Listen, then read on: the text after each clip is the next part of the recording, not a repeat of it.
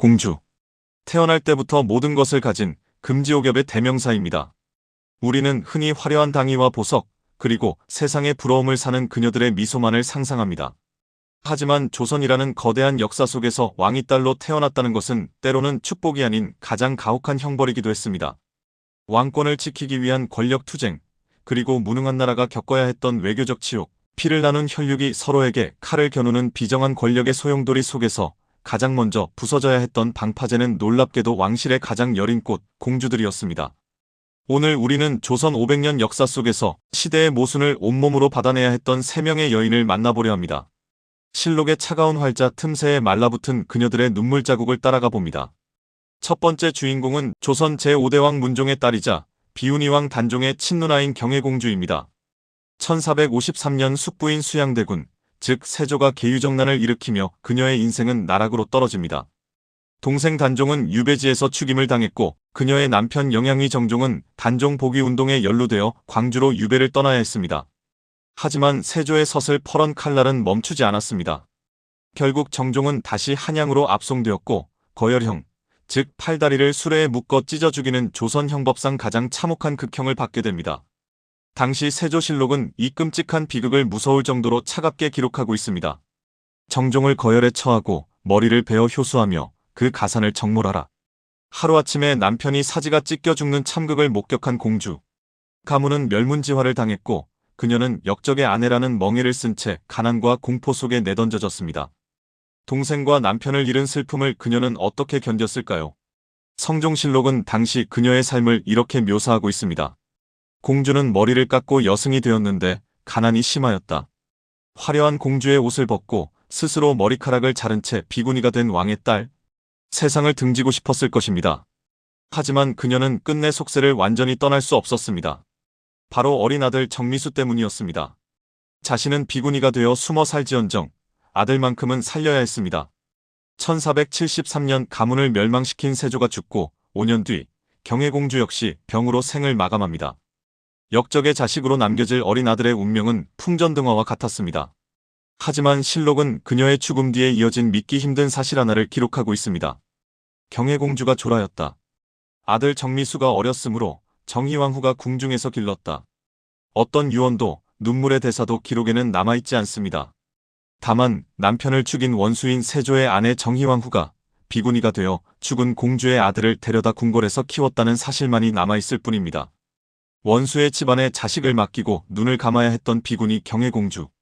이 짧은 한 줄의 기록은 당시의 비극과 핏줄을 지키려 했던 숭고한 모성애를 증명하고 있습니다. 두 번째 이야기는 병자호란의 치욕이 낳은 슬픈 희생양 의순공주입니다. 1650년 청나라의 실세 도르곤이 조선의 공주를 아내로 요구해옵니다. 이미 삼전도의 굴욕을 겪은 조선으로서는 거절할 수 없는 협박이었습니다. 효종은 깊은 고뇌에 빠집니다. 자신의 친딸을 야만이라 여겼던 청나라 늙은 권력자에게 보낼 수는 없었기 때문입니다. 결국 효종은 묘수를 냅니다. 종실인 금림군 이계윤의 딸을 급히 양녀로 삼아 의순공주, 즉 대의에 순종한다는 이름을 붙여 청나라로 보낸 것입니다. 효종실록은 그녀가 떠나던 날의 풍경을 이렇게 묘사합니다. 임금이 눈물을 흘리며 전송하였고 붓을 잡고 시를 지어 위로하니 이를 보는 모든 이들이 슬퍼하였다. 효종은 눈물을 흘렸지만 그 눈물만으로는 덮을 수 없는 차가운 진실이 있었습니다. 그것은 왕실의 안위를 지키기 위해 죄 없는 한 소녀의 인생을 담보로 삼아야 했던 권력의 비정한 선택이었습니다. 꽃다운 16세에 팔려가듯 떠난 의순공주. 하지만 비극은 거기서 끝나지 않았습니다. 남편 도르고는 결혼 7개월 만에 급사하고 재가한 두 번째 남편마저 1년 만에 병사합니다. 홀로 남겨진 그녀는 결국 6년 만에 조선으로 돌아옵니다. 하지만 고국은 그녀를 반겨주지 않았습니다. 효종이 죽고 현종이 즉위하자 조정의 분위기는 싸늘하게 식었습니다. 신하들은 그녀가 더 이상 공주가 아니라며 생계를 위한 쌀과 옷감마저 주지 말아야 한다고 주장했습니다. 심지어 현종실록은 그녀의 죽음 앞에서 아버지 이계윤을 이렇게 비난하고 있습니다. 이계윤이 딸을 오랑캐에게 팔아 그 대가로 부귀를 누렸으니 사람들이 침을 뱉으며 욕하였다. 나라를 구하기 위해 떠밀려갔던 그녀의 희생은 돌아온 후에는 위로받지 못할 가문의 수치이자 오랑캐에게 딸을 판 비정한 거래로 기록되었습니다. 국가는 무능했고 그 책임을 온몸으로 받아낸 것은 힘없는 소녀 한 명뿐이었습니다. 의순공주는 결국 쏟아지는 냉대 속에서 28세의 젊은 나이에 세상을 떠납니다. 마지막 인물은 부탄자로와 침묵으로 시대를 견뎌낸 선조의 딸 정명공주입니다. 그녀는 선조의 늦둥이로 끔찍한 사랑을 받았으나 광해군이 즉위하며 세상이 무너집니다. 광해군은 왕권을 위협한다고 판단하여 그녀의 동생 영창대군을 8살의 나이에 증살, 즉 방에 가둬 불을 떼어 죽이게 하고 어머니 임목대비와 정명공주를 덕수궁에 유폐시킵니다. 광해군 일기를 보면 당시의 살벌한 분위기를 알 수 있습니다. 조정에서는 그녀의 공주 자귀를 박탈해버렸고 그녀는 이름 대신 그저 서궁의 그 아이라 불리며 철저히 무시당했습니다.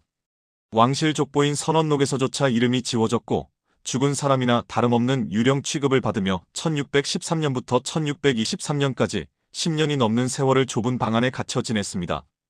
혼기가 꽉 찬 나이가 되도록 바깥 세상을 보지 못한 채 언제 죽을지 모르는 공포 속에서 그녀가 남긴 것은 붓글씨였습니다. 당시 그녀가 쓴 화정이라는 글씨가 지금도 남아있습니다. 화려한 정치를 뜻하는 이 두 글자. 가장 잔혹한 정치의 희생양이 된 그녀가 꿈꾸었던 것은 역설적이게도 가장 아름다운 정치였는지도 모릅니다. 인조반정으로 복권된 후 그녀는 83세까지 장수하며 4대에 걸친 왕을 모셨습니다. 인조실록은 그녀가 복권된 후 막대한 토지를 하사받았다고 기록하지만 그녀는 평생 정치와 철저히 거리를 두며 숨죽여 살았습니다. 그녀의 장수는 축복이 아니라 살기 위해 죽은 듯이 지낸 처절한 인내의 결과였습니다.